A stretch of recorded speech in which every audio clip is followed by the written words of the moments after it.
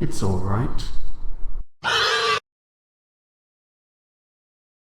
Hello, okay, next tutorial. This time I'm dressed up as a Suitor from the game Amnesia, or more specifically from the expansion of the game Amnesia, Justine.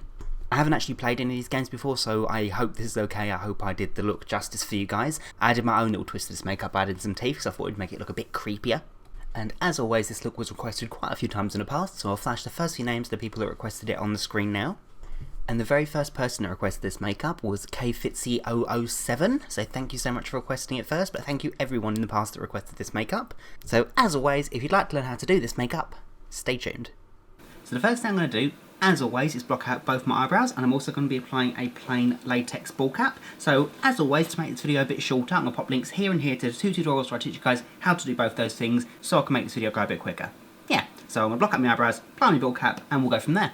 So there we are. So after I applied my bald cap and blocked out my eyebrows, I went around the edge of my bald cap with a few layers of liquid latex just to really blend the edge in. So then I'm going to take some liquid latex and a sponge, and I'm going to go right over my mouth. I'm going to start layering that up for about 3 to 4 layers, and then use some masking tape just to really cover my mouth. You could do this without covering your mouth, I think, but I'm not sure how the illusion would work. I think your own lips might detract from it a little bit, so I'm going to cover my mouth. So I'm going to switch over to a voiceover now, and we'll go from there. So I'm using 100% undiluted liquid latex and a sponge, and I'm going all over my mouth, just up my top lip, just under my nose, and just underneath my chin. You don't have to go too far outside the area of your mouth. As long as the very corners of your mouth are covered, you should be fine.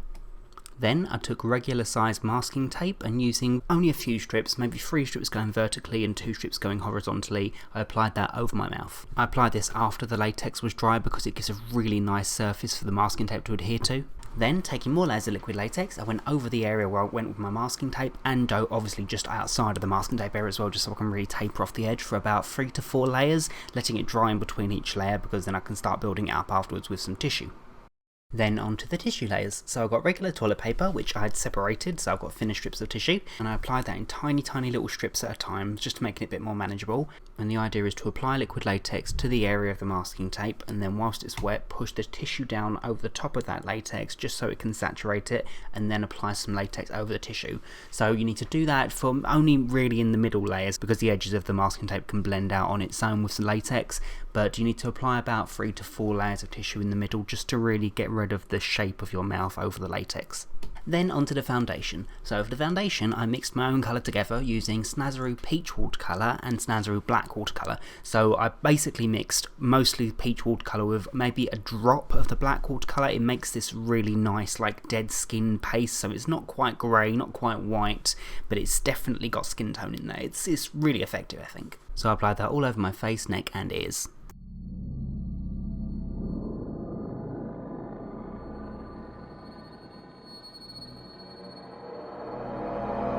Then, taking a M.A.C Black Chromacake watercolour, I'm going to use that to paint on the oval shape for the mouth. So the mouth is very much rounded on the bottom half, but more elongated and straighter on the top half of the mouth. Then, taking a M.A.C Black paint stick, I'm going to use that to paint over the mouth that I've just drawn. It basically adds shine to it, as it's a really nice dark cream, and it adds a lot of depth to the makeup. Then, taking a Grimas Black Cream in 101, I use that to paint around the mouth area, more elongated either side, and then it goes to a point in the middle of the black mouth area that I've made. This is going to serve as a bottom lip. I can then take a tiny bit of that black cream and use that to sweep the colour inwards, leaving the outside edge completely clear. This just adds a gradient to make it look like the lip is folding inwards. I can then repeat the same process on top, making a much smaller lip. Then, deviating from the original design a little bit, I'm taking a Makeup Forever Flash palette, and I'm taking the white from that palette. These are basically like cream colours, they're really nice and rich and vibrant colours, and I'm going to use that to paint just underneath the top lip and just over the bottom lip. I'm just making it about 1 centimetre high because I want it to give the effect of teeth. Now, it seems like the original character doesn't seem to have teeth, or they don't seem to be on show, but I think this might help to add to the illusion and might make it a bit more creepy, so I hope it's okay that I add these on. Then, taking the Grimas Black Cream again and removing most of the colour, I can blend the edges of the final teeth on each row inwards towards the centre, so maybe the first and the second teeth will be affected by the shade. It just makes a really nice gradient to make it look like the teeth are appearing out of the corners of the mouth, so the middle teeth the brightest. The next step is to take the Grimas Black cream again and to start adding the contouring, which will be the cheekbones, which is going to be a fairly masculine cheekbone, so it goes across the cheeks and then down either side of the mouth. So I'm just going to do it quite thickly for now, and then I'm going to blend it out afterwards just so you can see where I've gone. Then, taking a fluffy brush, which has got a tiny bit of the foundation on, I'm going to use that to buff in the edges of each of the cheekbone lines that I've drawn. So just go along the edges, more sweeping downwards if you can, because you want the top half of the cheekbone to be clear, which is what adds the height of the depth. So try to have it fading downwards towards the bottom of your jawline if you can. For the eyes, I'm going to use the M.A.C Black Paint Stick because it's a super dark cream, and I'm going to use that to go over the eyelids and underneath the eyes, and in the opposite direction that I usually would for an angry brow. I'm going to make a really sad expression, so it's going to be at the height towards the corners of your eyes and then slope downwards. So I'm just going to do this as a block colour for now, and then I'll blend it out afterwards just so you can see the shape that I mean. So yeah, very Hedwig in the Angry Inch / Corpse Bride. So then, taking a firm but fluffy brush, I can use that to blend the cream really far outwards. Not blend it too far so that you don't see like the blackness of the eye. It does want to still look like a smoky eye, and we do want to see that sad expression in there still, but just try and blend the edge out so there's no harsh edge. Then, to add a bit of depth to the makeup, I'm using a Skin Illustrator palette, and I'm using the dark blue from that palette to add some vein work to the forehead and the temples. Now, the reason I'm using an alcohol activated palette is because it adds like a nice translucency to the makeup, so it looks like it fades underneath the skin, so it's just great for vein work really. So I'm using a really fine brush at 99% alcohol, and I'm just going to use that to squiggle on some veins like tree trunks or lightning bolts, just going up the forehead, across, and some are thicker than others, and just away from the face. So then, when that's dry, I'm going to take the Grimas Black cream again and do some brow furrows.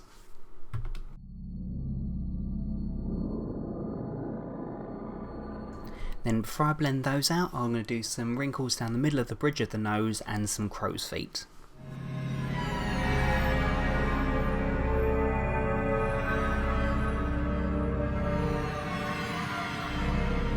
Then it's just a case of blending the edges out of each of those lines just so there's no abrupt start.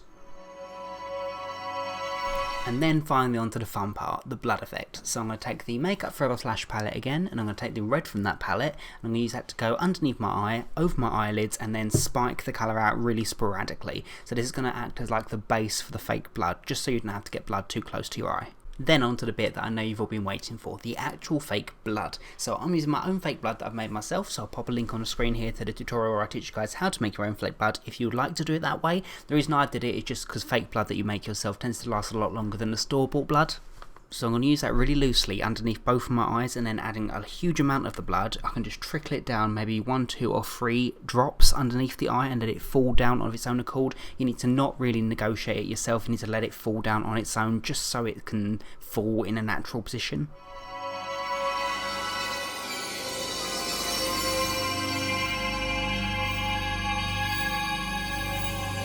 A really fantastic way of setting fake blood on your face is to get a really strong hairspray and mist it over your face once or twice, just to really set everything in place.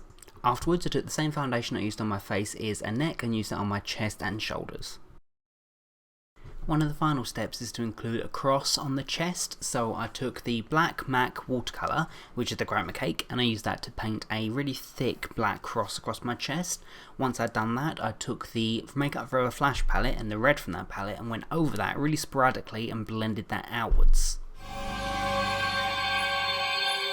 Once that was all blended out, I took the Makeup Forever Red again, and I used that to colour in just the lower half of my neck and blend that out towards the end of my shoulders and my chest, just to add some bruising, because that's where I was going to apply the fake blood afterwards. Which leads me on to my final point, the blood. So I took the blood again, and I applied that to the bottom half of my neck and to the cross area, and let it fall down of its own accord, more towards the centre of my chest rather than over my shoulders, because I wanted it to more look like the gravity had pulled it down towards the centre.